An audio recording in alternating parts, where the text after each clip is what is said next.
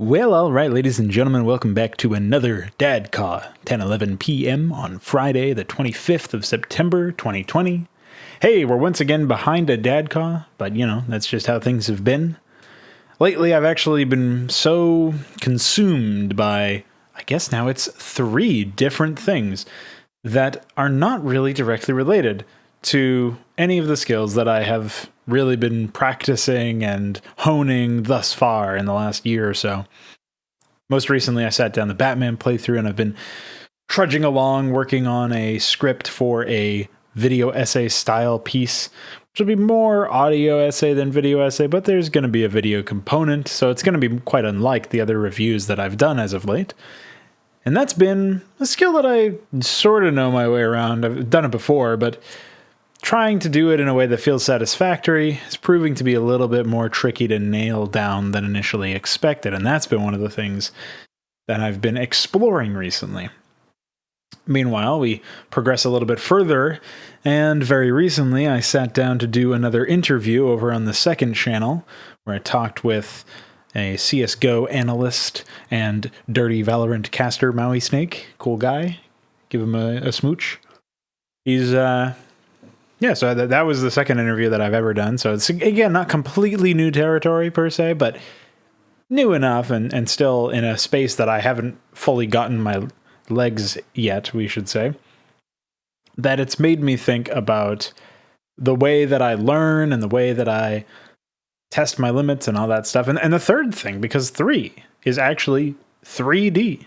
Just this morning, when I decided to stream, I decided it was time to pop open 3ds Max finally, and DF gave me some information, and you know what? We made the head of a duck, a cyber duck. And I mean, that's close enough to cyber dick that it makes me feel like I can finally make a unit worthy of being in the Flame Knives campaign. So, I mean, that's cool. That's something. So we've got the head and the hat, or the hair, and we've got the cyborg eyes, and that's something, man. I gotta tell you. And so yeah, obviously I haven't made anything of note anytime recently, but I've been thinking about, I might be biting off too much in terms of trying to really learn and hone skills in so many fields at once. It's certainly something that can easily become all-consuming.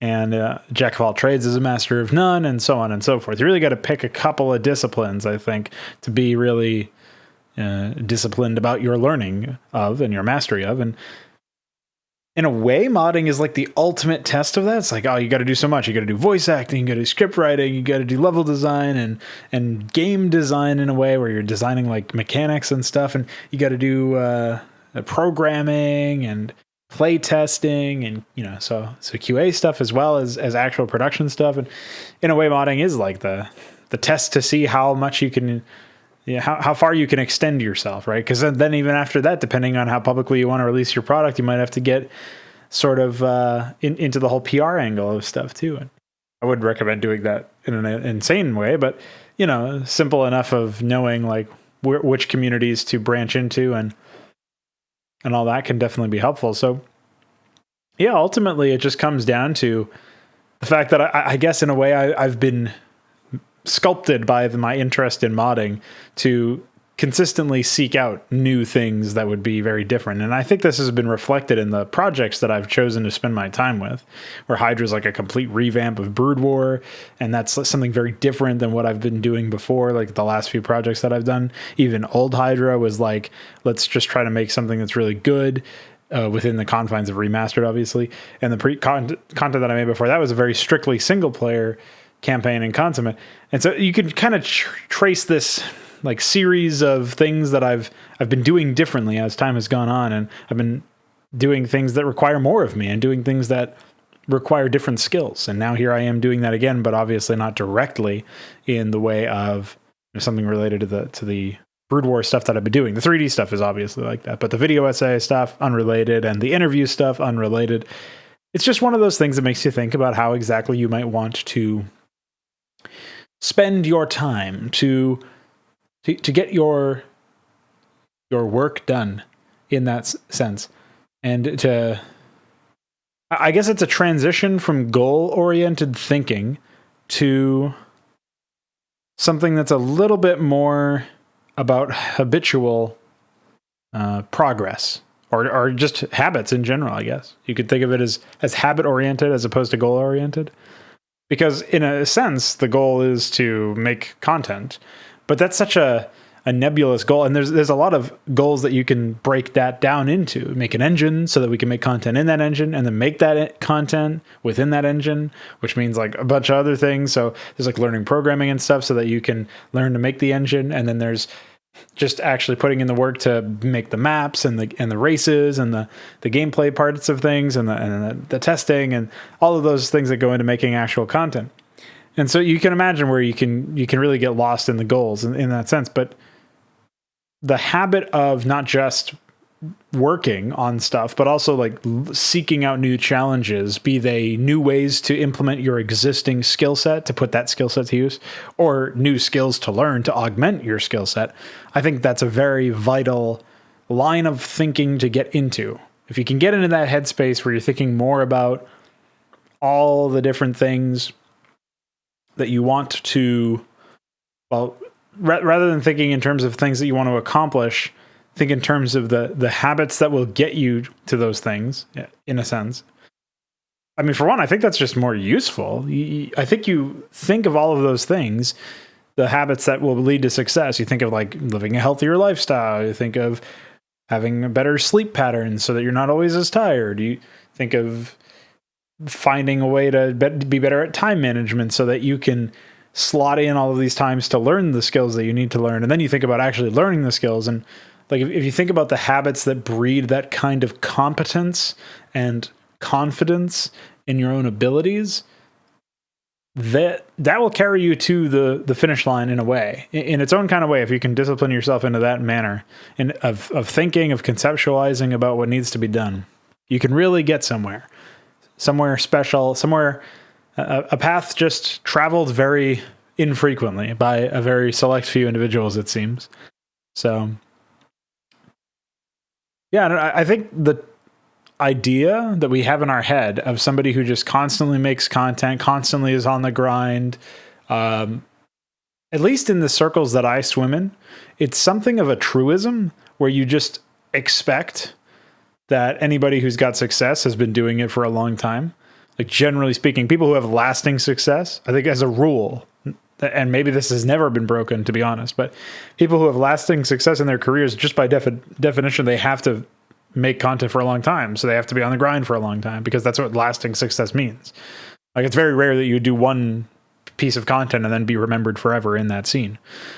And maybe in really small scenes or something that could get you somewhere. Like that would be like some of the StarCraft stuff, because there is not really any StarCraft content. So when you make something that's just a one-off, maybe it's really bad and you're remembered in infamy. Maybe it's decent and you're remembered, fondly. But either way, because there's such a small amount of content there, it's really easy to have longevity in that scene. But I'm talking about stuff like a little bit more on the esports side of things, or the YouTube side of things with video essays. Even if you think about stuff like that, where you want to find success, you almost always run into people who have just been doing it for a long time, and they are the ones that are at the top of their fields, and they've seen a lot of shit, and they've learned a lot of lessons down the years.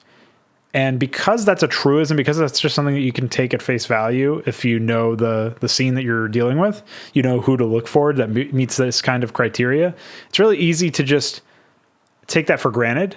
But so few people actually do that. Forget about all of the people that you know that are like personalities or celebrities, or in their various fields, top of their fields, that sort of thing. Most people are not them, obviously. Like, we all know that. That's also another truism, is most people don't do that work. But that doesn't mean that most people couldn't. It's just that they either choose not to, or like, it just never occurred to them, which is kind of the same thing as them choosing not to, I guess. So anyway, I don't really know where I'm going with that secondary point, but I think in some ways it's simpler than you think, and it's also a lot more complex than you think. But I think, therefore I think that if you consider habitual thinking over goal thinking, and prioritize the habits that will get you there kind of goes back to a really older, one of the older by design videos I've made where I was talking about your process being more important than your product or your individual project, because at a macro level, your process gives rise to these projects, whether they get finished or not, and regardless of their quality. So improving your process improves all projects in the future. And who knows how many projects that will actually be. So that's another way to sort of conceptualize it, I think. And ultimately, that's what we're all here for, is trying to think ourselves into a better world, better realm, where we can have better content to play and to create and all that stuff. So a bit more on the philosophical shit, a bit more on the discipline shit this time around. I didn't even really launch into like a topic. It was just word salad vomited forth because I guess I eat enough salad as it is. So I hope you enjoyed. And I will see you guys on the next video. Probably do a makeup DADCAW at some point. And yeah, bye.